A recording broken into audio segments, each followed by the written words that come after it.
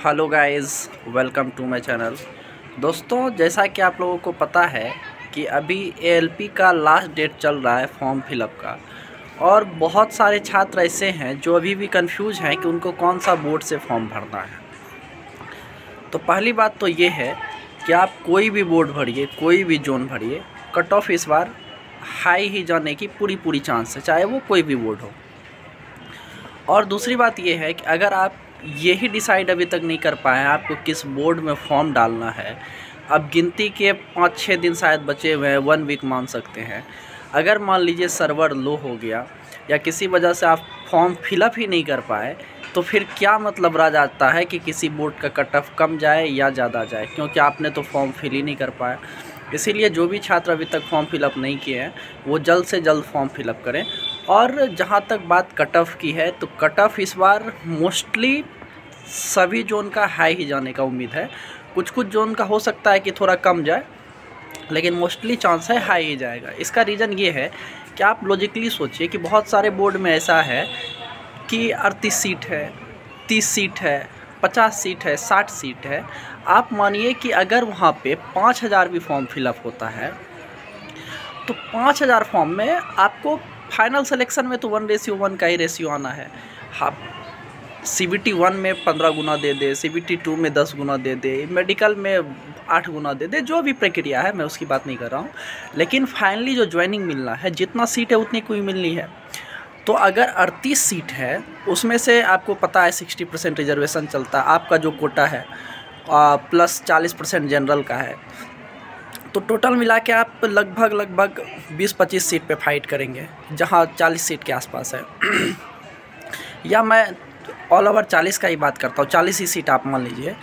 अगर वहाँ 5000 भी फॉर्म फिलअप होता है, तो उसमें क्या गारंटी है कि 40 बच्चे अच्छे नहीं होंगे। 40 अच्छे बच्चे अगर बैठ गए उस एग्ज़ाम में, तो कट ऑफ वैसे भी हाई जानी है। तो इसमें इतना क्या सोचना, इस जोन से यहाँ फॉर्म ज़्यादा फिलअप हो रहा है, यहाँ कम हो रहा है। ये सब प्रक्रिया तब चलती है ना जहाँ लाख वैकेंसी आती है। तो कहीं 10,000 वैकेंसी आ गई, तो चलो 1000-2000 बच्चे अगर अच्छे भी बैठ गए, तो चलो फिर भी 7-8 हज़ार सीटें बचती है। जब सीटें ही 30-35 है, तो उसमें आप क्या एक्सपेक्ट कर सकते हैं कि कट ऑफ कम जाने वाली कहीं की भी, या 1000-1500 जहाँ है वहाँ आप उम्मीद कर सकते हैं थोड़ा कम जाए। अगर इस डर से बच्चे नहीं भरे, अच्छे बच्चे फॉर्म के नहीं, वहाँ फॉर्म ज़्यादा फिलअप होगा वगैरह, तो वहाँ हो सकता है थोड़ा कम जाए। लेकिन मुझे तो नहीं लग रहा है कि इस बार किसी भी बोर्ड में जोन में कम जाने वाली है कट ऑफ। तो इसीलिए आप लोग ज़्यादा सोच विचार ना करें और फॉर्म फिलअप करें। और जहाँ तक बात है पढ़ने का, तो सबसे पहले आप लोग सिलेबस ऊपर करें। और आप लोग कभी भी, कोई भी छात्र अगर ALP का आप प्रिपरेशन कर रहे हैं, तो मैथ्स और रीजनिंग को इजी वे में कभी ना लें कि नहीं मैं पढ़ लूँगा, मैं अभी GK पढ़ता हूँ, मैं अभी साइंस पढ़ता हूँ। तो आपका डिसाइडिंग पेपर जो है वो मैथ्स और रीजनिंग ही है। मोस्टली रीजनिंग बहुत बच्चे इग्नोर करते हैं।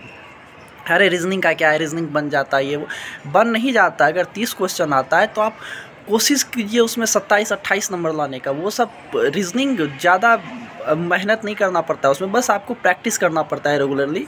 अगर आप रेगुलर आधे 1 घंटे भी प्रैक्टिस करते हैं ना कंटिन्यू, 2 महीने, 4 महीने, 6 महीने, तो आपका वो कंप्लीट हो जाता है वो, और आपको फ्री में नंबर मिल जाता है रीजनिंग सबका। और मैथ्स भी प्रैक्टिस का चीज़ आपको पता है। लेकिन अगर इन सब्जेक्ट को आप इग्नोर करके चलेंगे, नहीं रीजनिंग हो जाएगा, मैथ्स हो जाएगा, तो फिर आपको दिक्कत होने वाला है, क्योंकि वहाँ आपको टाइम का भी इशू आने वाला है। क्वेश्चन पेपर इतना आसान नहीं आता है। CBT 2 का आप NTPC CBT 2 का रीजनिंग निश्चित सॉल्व कीजिए। उसके बाद ग्रुप D अभी 2019 में जो हुआ था उसका पेपर सॉल्व कीजिए, मैथ्स रीजनिंग सारे का। तो इससे आपको पता लगेगा कि रीजनिंग का लेवल क्या था और मैथ्स का रीजनिंग क्या था लेवल क्या था। और उसके बाद जो आप साइंस, करंट अफेयर्स जो पढ़ते हैं वो पढ़िए। लेकिन मैं ऐसा आपको एक सजेस्ट कर सकता हूँ कि रीजनिंग को इजी वे में आप लोग ना लें, रीजनिंग पे मेहनत करें और मैथ्स पे भी मेहनत करें। मेहनत तो सारे पेपर पे करना पड़ेगा, लेकिन बहुत सारे बच्चे रीजनिंग को इग्नोर कर देते हैं। इसलिए मैं बार बार बोल रहा हूँ कि आप लोग रीजनिंग को इग्नोर ना करें, और फॉर्म जहाँ भी डालना है आप जल्द से जल्द डालें, क्योंकि बहुत ज़्यादा डिफरेंस तो मुझे नहीं लगता है कि पड़ने वाला है, क्योंकि सीटें बहुत कम है। तो कहना मुश्किल है क्या होगा, लेकिन जहाँ 35-40 सीटें हैं वहाँ कट ऑफ मोस्टली चांस है हाई ही जाएगा, क्योंकि कितना भी कम बच्चा फॉर्म फिलअप करे, अगर 30-40 बच्चे भी अच्छे बैठ गए तो कट ऑफ वहाँ हाई जाने का पूरा चांस है। इसीलिए आप लोग टाइम बर्बाद ना करें, जल्द से जल्द फॉर्म फिलअप कर लें, क्योंकि अगर फॉर्म फिलअप नहीं हुआ तो फिर कट ऑफ का कोई मतलब नहीं रह जाता है। फिलहाल इस वीडियो में इतना ही, मिलते हैं नेक्स्ट वीडियो में, तब तक के लिए धन्यवाद।